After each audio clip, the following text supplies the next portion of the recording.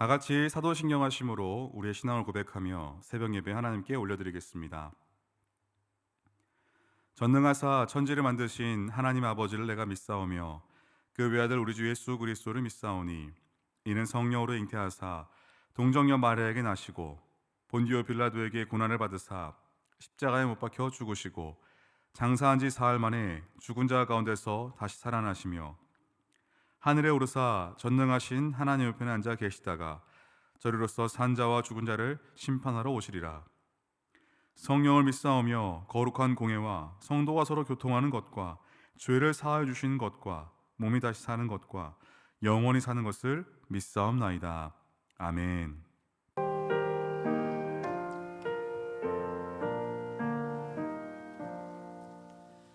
너 근심 걱정 말아라.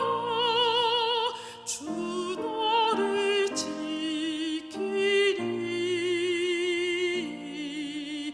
주 날개 밑에 가라. 주 너를 지키리. 주 너를 지키리. 아무 때나 어디서나 주 너를 지키리. 늘 지켜주시리.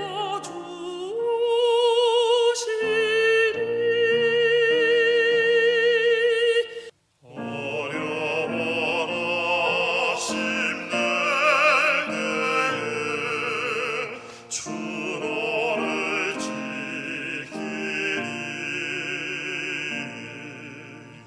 위험한 일을 당할 때 주 너를 지키리.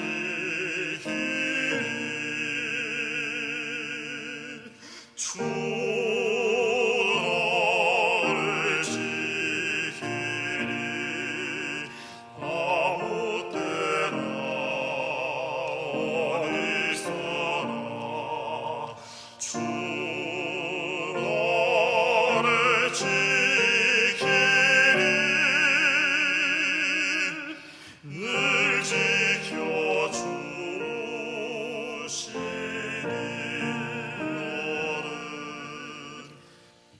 너를 쓸것 미리 아시고 주 너를 지키리. 구하는 것을 주시며 주 너를 지키리.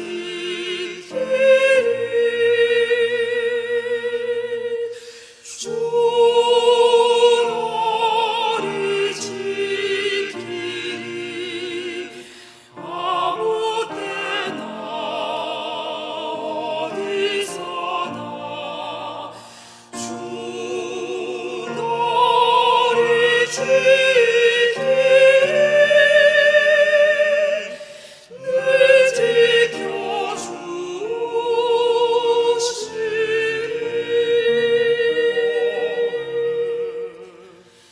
어려운 시험 당해도 주 너를 지키리.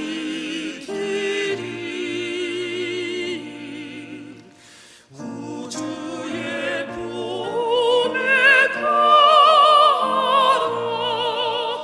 주 너를 지키리.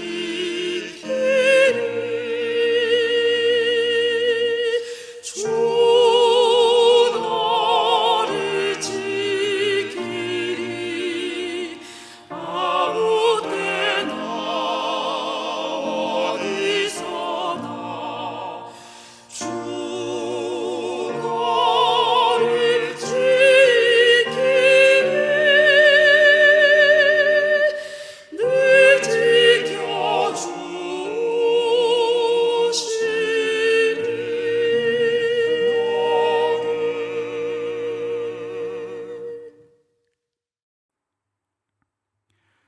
이 시간 우리에게 주신 하나님 말씀은 예레미야 5장 1절에서 9절까지의 말씀입니다.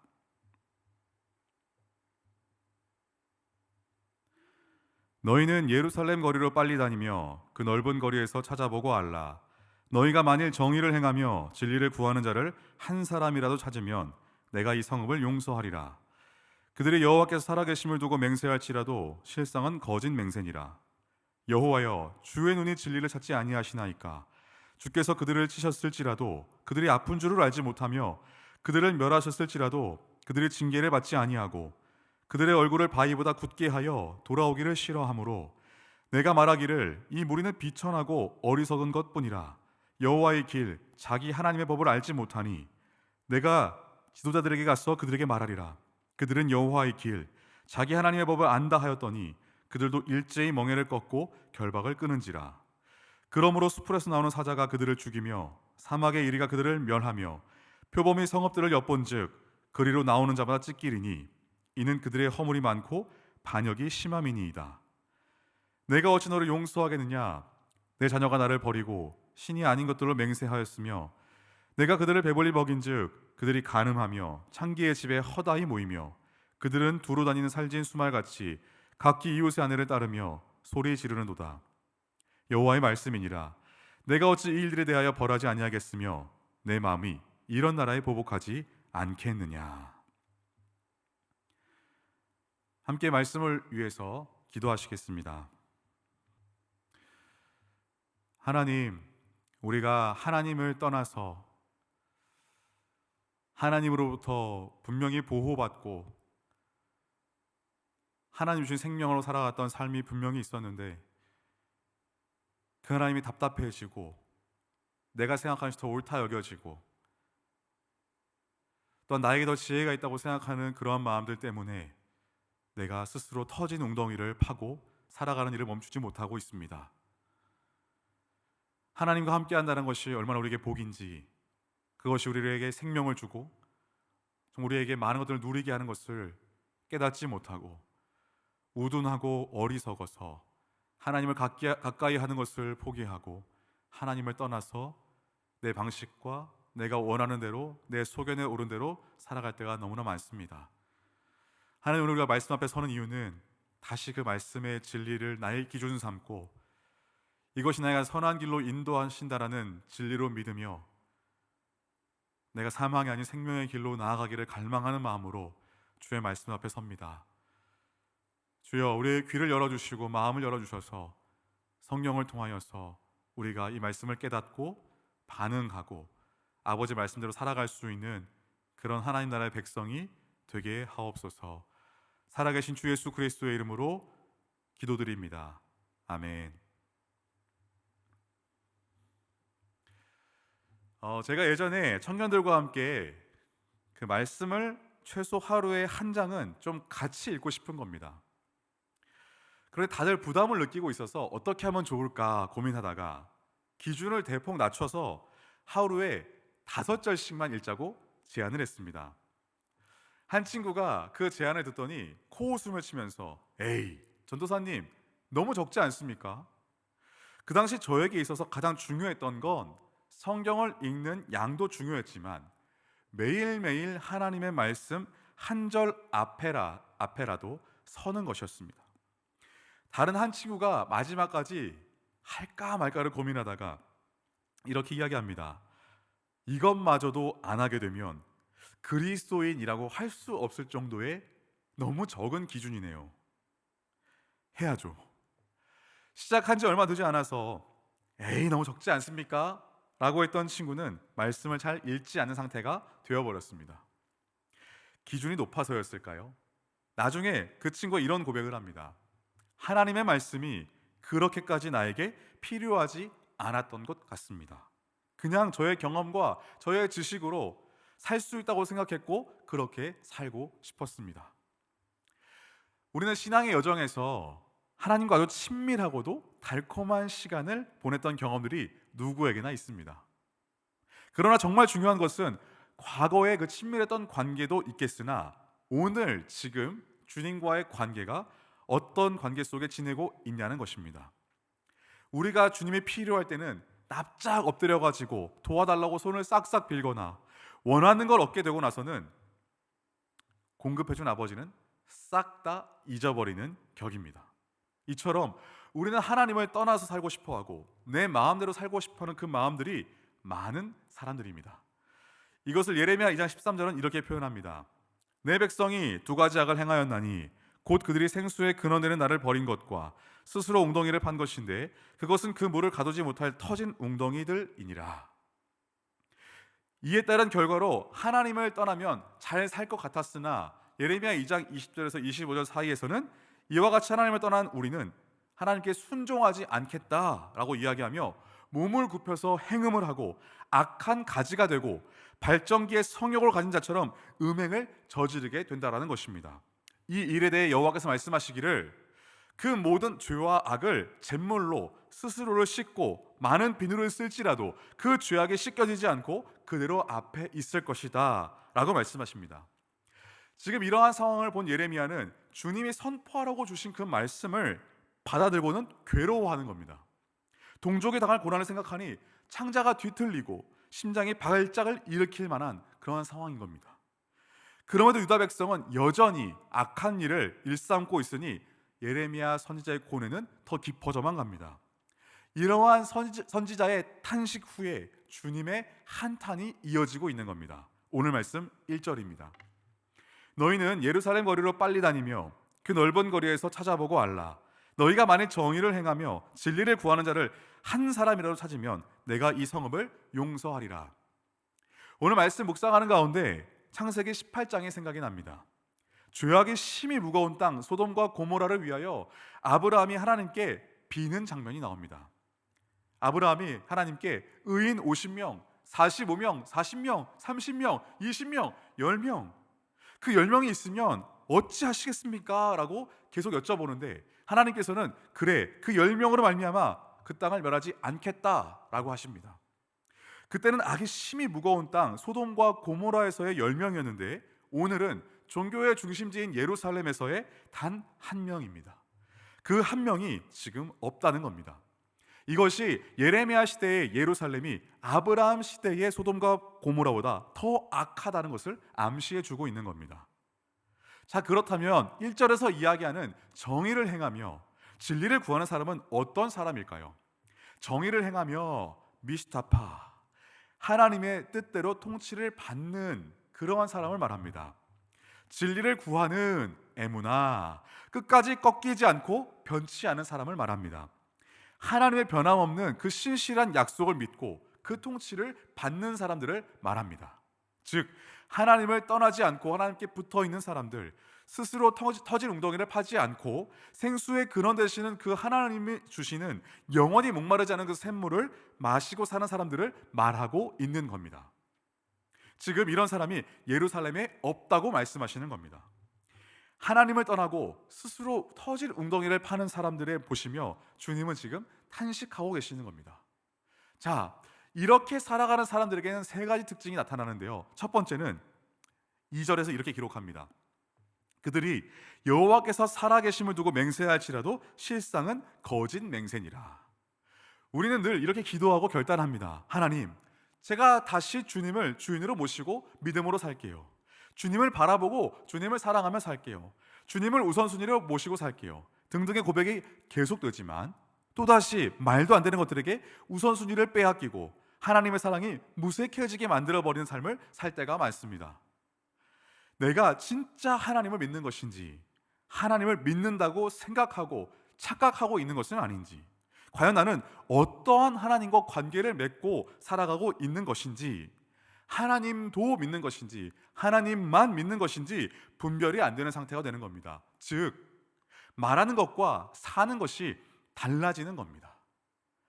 여러분, 아내도 사랑하는 것과 아내만 사랑하는 것은 다른 겁니다. 하나님과의 관계가 깨어져 버리면 이처럼 우리는 말하는 것과 삶이 다른 상태로 이른다라는 겁니다. 자, 그럼 두 번째 스스로 웅덩이를 파고 하나님 떠난 백성들은 분별력과 양심이 마비가 됩니다. 오늘 말씀 3절입니다. 여호와여, 주의 눈이 진리를 찾지 아니하시나이까? 주께서 그들을 치셨을지라도 그들이 아픈 줄을 알지 못하며 그들을 멸하셨을지라도 그들이 징계를 받지 아니하고 그들의 얼굴을 바위보다 굳게 하여 돌아오기를 싫어하므로. 자, 그리고 하나님을 떠난 우리는 운전할 때 핸드폰을 하면 위험한 것처럼, 무언가에 우리가 집중하게 됐을 때 다른 게 안 보이고 안 들리는 것처럼 우리는 주님의 음성에 귀를 기울이지 못하게 되는 겁니다. 양은 목자의 음성을 듣는다고 하는데 하나님을 마음에 두기를 기뻐하지 않는 우리의 심령이 세상의 소리, 그 자신의 소리에 집중하고 있다 보니까 하나님의 음성을 듣지 못하게 되는 것입니다. 하나님의 음성을 듣지 못하는 백성은 하나님이 때리셔도 헛수고라고 합니다. 가르침을 받아들이지 못합니다. 그 가르침을 주는 자들을 죽여버립니다. 자유를 얻었으나 다시는 죽게 돌아가지 않겠다고 합니다. 더 나아가서는 경험 많은 창녀가 와서 한 수 배우기까지 한다고 합니다.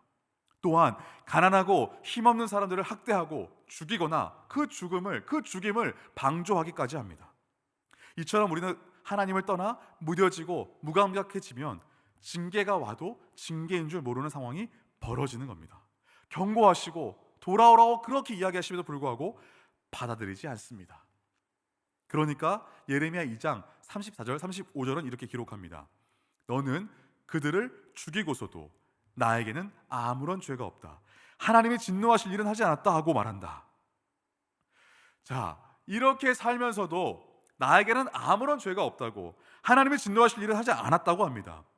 이렇게 고백하는 백성을 향해서 하나님은 너희가 죄가 없다고 말하기 때문에 어찌 내가 너희를 심판하지 않을 수 있겠느냐라고 하시는 겁니다.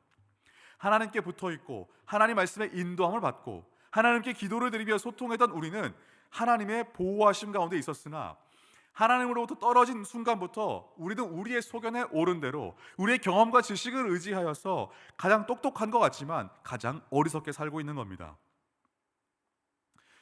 요즘 매스컴을 보면요, 자살이란 단어를 잘 쓰지 않습니다.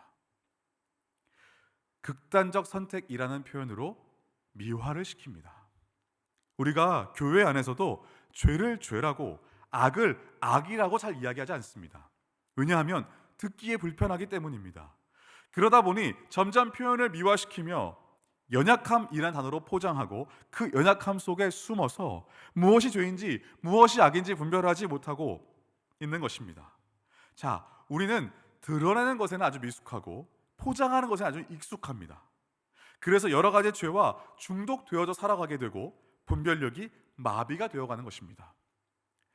요즘 학교에서 우리가 인권 문제 때문에 선생님들이 아이들에게 강하게 이야기를 못하신다는 이야기를 듣습니다. 오죽하면 학교에서 학생들에게 가장 강하게 이야기하는 분들은 바로 급식실에 계시는 아주머니들이라고 이야기합니다. 이놈 자식들, 먹을 만큼만 가져가. 너희 남기기만 해. 많이 가져가는 것도 남기는 것도 그것이 잘못된 것인 걸 이분들은 이야기해 주시는 것입니다.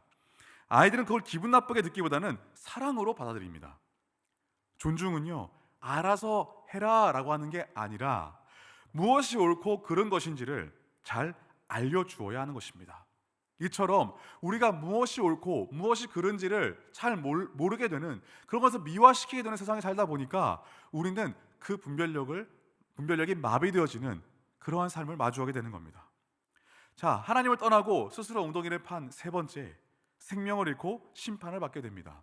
오늘 말씀 4절에서 8절까지 말씀입니다. 내가 말하기를 이 무리는 비천하고 어리석은 것뿐이라. 여호와의 길 자기 하나님의 법을 알지 못하니 내가 지도자들에게 가서 그들에게 말하리라. 그들은 여호와의 길 자기 하나님의 법을 안다 하였더니 그들도 일제히 멍에를 꺾고 결박을 끊은지라.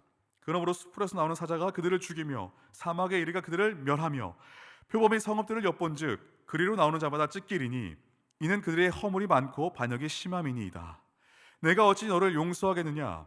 내 자녀가 나를 버리고 신이 아닌 것들로 맹세하였으며 내가 그들을 배불리 먹인즉 그들이 간음하며 창기의 집에 허다히 모이며 그들은 두루 다니는 살진 수말같이 각기 이웃의 아내를 따르며 소리 지르는도다. 가난하고 배우지 못한 사람, 부유하고 유식한 사람이 모두 한결같이 주님의 법을 무시하고 주님의 길을 따르지 않습니다. 그들은 고삐 뿔린 망아지처럼 멍에를 부러뜨리고 결박한 끈을 끊어버리고 주님을 떠났습니다. 그들이 주님의 속박을 벗어나 비로소 자유를 얻었다고 생각하겠지만 실은 주님의 보호막을 잃은 것입니다. 그러므로 숲속의 사자와 사막의 늑대와 거리의 표범이 그들을 물어 뜯을 것입니다. 자, 여러분, 결혼은 구속일까요? 자유일까요? 결혼은 사랑하는 사람들에 하여금 우리에게 자유와 보호를 허락해 줍니다. 법은 어떠한가요? 법도 마찬가지입니다. 잘 지키는 사람들에게는 보호와 자유가 주어지는 것이지만 잘 지키지 않는 사람들에게는 구속이 되는 겁니다. 하나님을 떠나 곱비 뿔린 망아지처럼 멍에를 부러뜨리고 결박을 끊어버리고 주님을 떠난 자들, 결국에 이들에게 주어지는 것은 숲속의 사자와 사막의 늑대와 거리의 표범이 그들을 물어뜯게 되는 심판에 처하게 되는 것입니다. 9절 말씀입니다. 여호와의 말씀이니라 내가 어찌 이 일들에 대하여 벌하지 아니하겠으며 내 마음이 이런 나라에 보복하지 않겠느냐. 주님은 예루살렘을 용서할 수 없다고 하십니다. 그들이 불법을 저지르는 것을 보고도 벌하지 않으시면 주님은 공평과 정의의 하나님이라 말할 수 없을 것입니다. 예레미야 2장 19절입니다. 내 악이 너를 징계하겠고 내 반역이 너를 책망할 것이라. 그런즉 내 하나님 여호와를 버림과 내 속에 나를 경외함이 없는 것이 악이요 고통인 줄 알라. 주 만군의 여호와의 말씀이니라. 26절입니다. 도둑이 붙들리면 수치를 당함같이 이스라엘 집 곧 그들의 왕들과 지도자들과 제사장들과 선지자들이 수치를 당하느니라. 이렇게 살면서도 나에게 아무런 죄가 없다고 하고 하나님이 진노하실 일은 하지 않았다고 하는 겁니다. 이렇게 고백하는 백성을 향해 하나님은 죄가 없다고 말하기 때문에 심판하시겠다라고 하는 겁니다. 여러분, 우리가 사는 세상 어떠한가요? 행복한가요? 아름답나요? 물론 아름답고 행복한 모습이 있습니다. 그러나 인정할 수밖에 없는 건 아름답지만은 않다는 것입니다. 얼마 전 TV에서 30여 년 전 1990년대 후반에 학교 폭력으로 자살한 학생의 부모님이 나오셔서 하는 인터뷰를 보았습니다. 아들이 죽은 후에 아버지는 더 이상 이 말도 안 되는 학교 폭력이 일어나지 않는 세상을 만들어야겠다는 생각을 가지고 단체를 설립하고 반대하는 법을 만들기 위해서 약 50만 명에 달하는 사람들의 서명을 받기도 하고 법을 만들었습니다. 그렇게 2004년에 법이 만들어졌지만 법이 자리가 잡혀가기까지의 시간이 걸리는 것처럼 2011년도 또다시 우리의 사회에 아픔이 있는 사건이 또 벌어집니다. 그제서야 국무총리를 비롯한 정치인들이 움직이면서 조금 더 법의 보호를 받을 수 있게 됩니다. 그 아버지는요, 지금까지도 그 관련된 재단을 운영하고 있습니다. 그럼에도 세상에는 여전히 학교의 폭력은 존재합니다. 이 모습을 보면서 제 마음 가운데 왜 이런 세상이 지속될 수밖에 없는 것일까? 하나님을 떠난 우리의 삶의 결과, 하나님의 음성을 듣지 않고 살아가는 결과가 너무 참혹하다는 것을 보게 됩니다. 그러면서 나는 더 이상 이런 아픔이 일어나지 않은 세상을 위해서 어떻게 살아가고 있는지를 돌아보면서 과연 나에게 아무런 죄가 없다고 말할 수 있는 것일까? 하나님이 진노하실 일은 하지 않았다고 할 수 있는 것일까? 나에게 무관심했던 죄, 나의 안위와 여유, 그 평안만을 추구했던 죄, 하나님이 이끄시는 대로, 말씀하시는 대로 살지 않은 죄가 너무나도 많았고 여전히 하나님이 진노하실 일이 너무너무 많이 제가 하고 살아가고 있습니다. 어떻게 하면 이런 아픔을 줄여가고 일어나지 않은 세상을 만들어갈 수 있을까요? 오늘 말씀 1절의 말씀처럼 하나님이 찾으시는 정의를 행하며 진리를 구하는 그 한 사람이 필요하지 않을까요? 이 이야기는 누구를 향해 하고 계신 말씀일까요? 바로 하나님을 알고 하나님을 믿는 그리스도인들에게 하시는 말씀입니다.